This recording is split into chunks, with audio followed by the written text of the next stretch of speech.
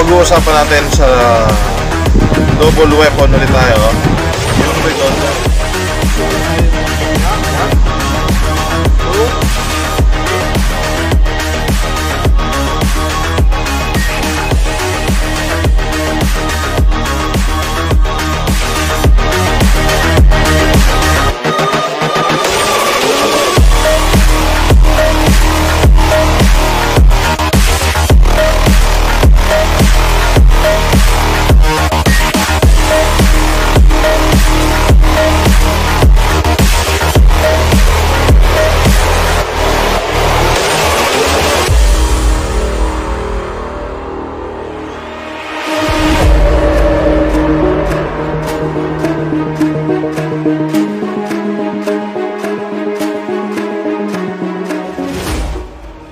Hi guys, good morning. I am Coach J. Welcome again to my channel.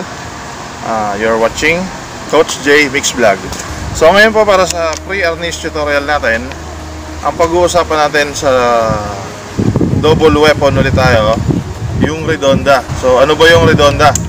So yung Redonda po, yun yung tatlong magkasunod na palo na dun po lahat nanggagaling yung movement ng Filipino martial arts. Siya po yung kumbaga yung pinaka-essence ng lahat ng movement. Pagdating po sa single weapon, double weapon, hanggang sa empty hand po, andun po siya. Makikita niyo po yung galaw ng Redonda. So ngayon po, ituturo ko sa inyo kung paano gawin yung Redonda. Okay guys, so mag-start tayo sa ating lesson, yung Redonda nga. So kukunin muna natin yung basic, so, kung paano ba siya ginagawa, kung paano yung basic daw. Okay?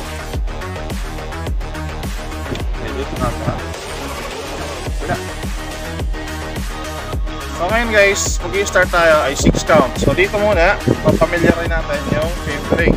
So ang chambering niya, dapat ganito siya. Hindi siya pwede nakaganyan, pero pwede nakaganan. So sabi ko nga, kung sa una kong video, sa una segunda, kung natatandaan nyo, ganyan yung chambering niya. So mag-i-start tayo ng review ay sa una segunda, di ba? So una, segunda, segunda. So yun yung ating unang galaw. So ngayon yung Redonda, tatlong palo siya. Kung yung una segunda nag-start sa ilalim, papunta sa then yung sa taas, ganun siya. Ito namang Redonda, mag-i-start siya ay sa taas. Dito siya mag-start. So ang counting natin ay 1, 2, 3, 4, 5, and 6. Okay, again, balik natin. 1, 2, 3, 4, 5, and 6. Okay, so mas maganda kung magpa-practice kayo with dummy bolo. Kasi dito sa Redonda, dapat tumatama natin talim. So talim, talim, talim. Kasi sa iba, pag nagamit tayo ng stick, yung nagiging palo ng Redonda, pag ganun, patagilid na, ganun, ginaganon-ganon na lang. So hindi na siya bladed. Pag bladed kasi, dapat lagi yung blade yung tatama. Ganun yung magiging galaw niya. Hindi pwedeng pag ganun-ganon ka na lang. Yung tinatagilid yung stick. Andun yung motion, pero wala dun yung pinaka-essence. So dapat magpa-practice tayo ay sa dami para hindi ka nalilito kung nasan yung blade at alin yung gilid. Once kasi na ginanon mo, ay di back blade na yan. Parang si Batosay. Yeah? So dapat yung blade lagi. So start tayo ulit. 1, 2, 3, 4, 5, and 6. Papunta naman tayo sa kabila. 1, 2, 3, 4, 5, and 6. 1, 2, 3, 4, 5, and 6. And 1, 2, 3, 4, 5, and 6. Okay, after ng mga several repetitions, so baka kabisado na natin yan, nakarga na sa muscle memory, gagawin natin siya ngayong 3 counts na lang. So ano yung 3 counts? 1, 2, and 3. Papunta sa kabila, 1, 2, and 3. Again, 1, 2, and 3. So napansin niya, same movement, pero magkaibang counting. Okay, next. 1 count, 3 strike.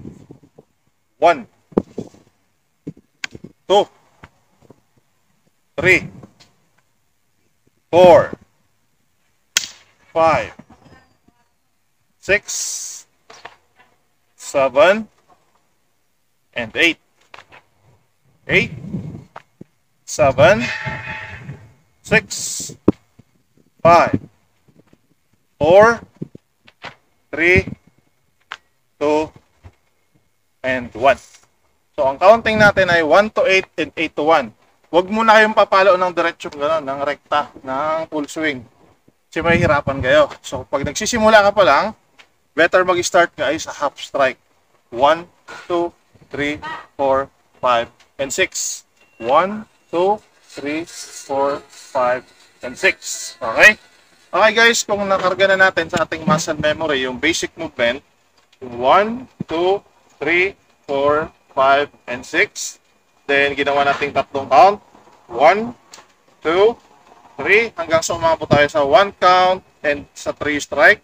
1, 2, and so on. Ngayon, kukunin naman natin siya sa full swing. Kung kabisado nyo na yung movement nito.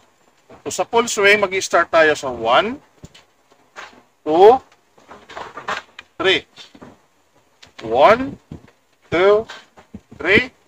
1, 2, 3. Gagawin muna natin siya in full big circular movement. Pag sinabing circular movement, pabilog yung strike natin. Okay? Wide. 1 and 2. Oh, sorry. 1, 2, 1, 2. Yun pa rin yung basic strike niya. Diba? Yan pa rin. Pinagsabay lang natin. So, dyan muna natin siya kukunin. Sa full swing. 1, 2, 3. 1, 2, 3. And 1, 2, 3. 1, 2, 3. So, dito na, pakabisado din natin yung hand movement ng redonda. So, merong application po ito pagdating sa empty hand. Okay? Ngayon, ang gagawin natin ay kung paano yung mga iba-ibang application ng ating redonda. Itong ating galaw na natutunan. Diba? So, kung natutunan nyo na. Alam mo, nag-strike siya. 1. Okay, number 1. Okay, i-apply natin redonda. Break. Counter. And isa pa. 1, 2, and 3. Ngayon, sa labas naman tayo. Dito naman tayo natin i-apply. Paano ulit? 1, 2, and 3. So, ganun siya. Again, itubilisan natin. 1, 2, 3. 1, 2, and 3. So, ganun natin siya. Ngayon naman, paano tayo mag-redonda? Kung isa lang yung kamay ko. So, ganun yung magiging galaw. So, ano magiging application ng kaliwa kong kamay? So, palo ka. 1, 2, and 3. Again, 1, 2, and 3. So, ganun siya. Pwede pa rin tayo mag-redonda kahit isa na lang yung weapon natin. 1, 2, and 3. That is redonda. 1, 2, 3. Kahit sa empty hand natin, pwede pa rin tayo mag-redonda. 1, 2, and 3. 1, 2, and 3.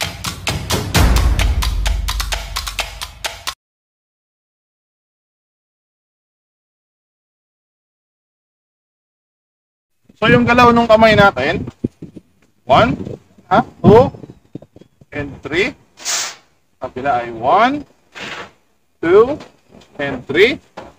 So, nung mawala yung weapon natin, ang galaw pa rin natin, same footwork, same hand movement, and same counter. Kung pinalo ko siya ngayon ng gano'n, kaya naman something. Ng gano'n. Ay, mukha na mismo. Kabila, 1, yan.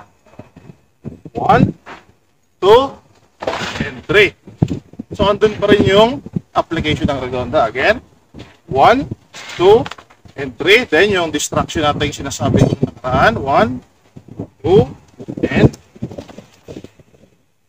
so, dito guys, ipakikita ko sa inyo kung saan nyo pa makikita yung galaw ng redonda movement. So, magsimula tayo sa walang ita. Magsimula tayo sa suntok niya. 1, 2, 3, and that is redonda. Kabila. 1, 2, 3, That is Redonda pa rin. Kinuha ko to. Then, take down natin siya. Hawak ka. Counter ka. Yan. Yan. Yan ang pinaka-counter dyan. Hahawak siya dyan. Push mo yan. Ganun. Yan. So, paano ko counterin siya? Using Redonda pa rin. So guys, ito nga po yung mga application ng Redonda base sa aking nalalaman at sa mga naituro sa akin. So maring meron po yung kulang dahil hindi naman po tayo ganun ka-expert. Pero sinubukan po natin na ibahagi sa inyo yung aking nalalaman patungkol po sa Redonda at yung understanding ko tungkol sa kanya. Shout out po muna sa ating mga kaibigan, kay Mike Casamayor na napaka-supportive at ang ating ring stuntman at cameraman at the same time. Shout out din po sa aking mga guro, kay Guro Mario Akas at kay Guro Jun ng Class 29 at yung Marcas Defense System. Shout out din po sa New Valley Cali team at kay Miss Cabezas, kay Camille Cabezas na may bagong pelikula. Napaka-supportive din po niya sa atin. Shout out din po kay Madam N. Maraming salamat sa sponsor ng Free Tarot. At kay Karen Domingo. Maraming salamat po sa inyong suporta. Kay Nancy at kay Rex na napaka-supportive din sa ating ginagawang vlog. Again, this is Coach J and lagi po natin tatandaan, victory loves preparation.